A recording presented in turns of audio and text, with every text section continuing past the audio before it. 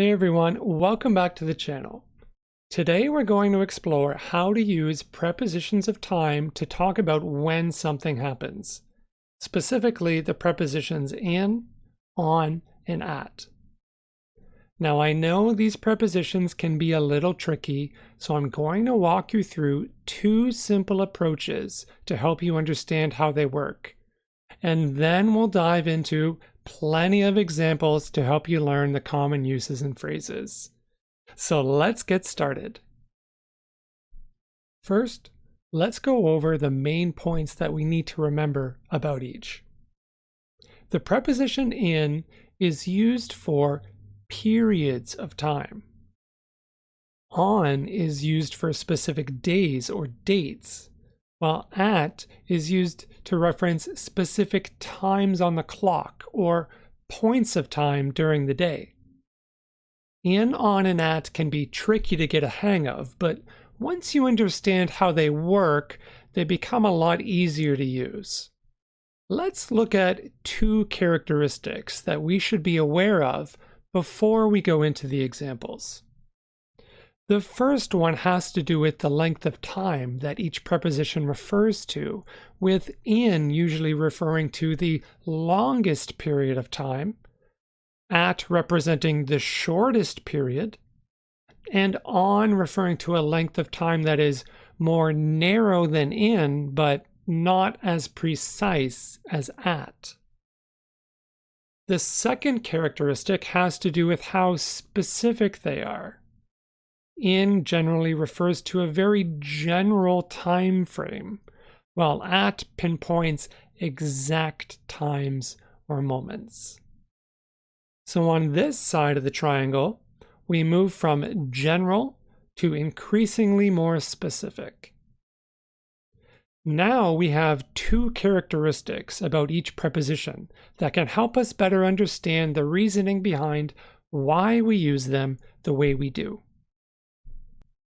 Okay, let's start with the preposition in.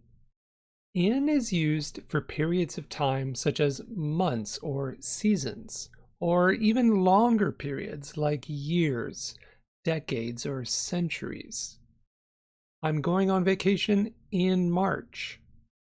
I spend a lot of time at the beach in the summer. My cousin is getting married in April. I was born in 1980. He is in his final year of university. I did a lot of traveling in my 20s. Leonardo da Vinci died in the 16th century. Now let's talk about the preposition on. With on, we move to fixed points in time that are more narrow, such as specific days of the week or parts of a specific day. He has an appointment on Friday. I have to get up early on Wednesday morning. On is also used with specific dates. The package is scheduled to arrive on the 20th of March. Finally, on can also be used with special days or events. I want to have a small party on my birthday. We went to a fancy restaurant on our anniversary. Now there's one more reoccurring unit of time we need to discuss, and that's a weekend. In American English, a weekend is treated like a special event that happens, well, every week. Even though it's 2 days long, because the weekend is seen as a defined period of time, much like specific days are, we use on the weekend. I'm going to relax on the weekend and watch a movie. Finally, let's look at the preposition at. At refers to the shortest, most exact points of time. These can be specific times on a clock. Why don't we meet up at 5 o'clock? Or at 7:30? Or at 6:15. But it can also be used with other exact times of the day like noon or midnight, sunrise or sunset, or meal times. I take my break every day at noon. I'll tell you more about it at dinner tonight. Now, holidays are a bit unique.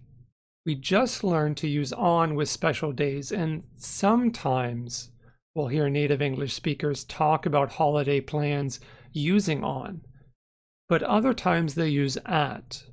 For example, what's the difference between doing something at Christmas versus doing something on Christmas? Well, let's look at some common activities associated with Christmas. I may decorate my Christmas tree on one day, put up Christmas lights on another, exchange gifts on this day, and maybe visit family on a day after Christmas. Now, each of these activities is associated with the period of celebration, but only one of the activities is actually done on Christmas Day. So, how do we talk about these? Well, if an activity takes place on the actual day of the holiday, we use on. In this case, we exchange gifts on Christmas Day. Notice I don't have to use the word day either. I can just say we exchange gifts on Christmas. But if the activity takes place on a different day of the holiday period, then we use at. In this case, we decorate a Christmas tree at Christmas or at Christmas time. We put up Christmas lights at Christmas. We visit family at Christmas. Saying that you do something on Christmas communicates that you do it on the exact day of the holiday. But saying that you do something at Christmas communicates that you do it at some point during the holiday period, but it doesn't specify which exact day. Okay, next, let's go over some fixed phrases that we can use to talk about different parts of time, from parts of a day to parts of a century. Now, we've already looked at how to use at to talk about specific moments or times during the day. But we can also use the phrases in the morning, in the afternoon, in the evening, and at night. The key difference here is that morning, afternoon, and evening are seen as general periods of time that stretch throughout the day. On the other hand, night is treated differently. We treat night as a specific point of time. So we can say, for example, I like to get up early in the morning. She often does a workout in the afternoon. The weather gets cooler in the evening, but I like to go for walks at night. Or he does most of his studying at night. Notice too that we use the preposition on if we're talking about a part of a specific day, like on Monday morning. But we use in if we're using the term the morning in a more general way. Now, we've already learned how to use on the weekend, but if you want to talk about the start or end of the week, you can use the at phrases at the beginning of or at the end of. For example, I like to plan my schedule at the beginning of the week. I always go grocery shopping at the end of the week. And if you want to refer to the general period of time in a week between these 2 points, you can use the in phrase in the middle of. I prefer to do laundry in the middle of the week when it's less busy. With months, seasons, or years, we can still use all the phrases that we used for weeks, but we also add in early and in late, as in, the flowers usually bloom in early spring.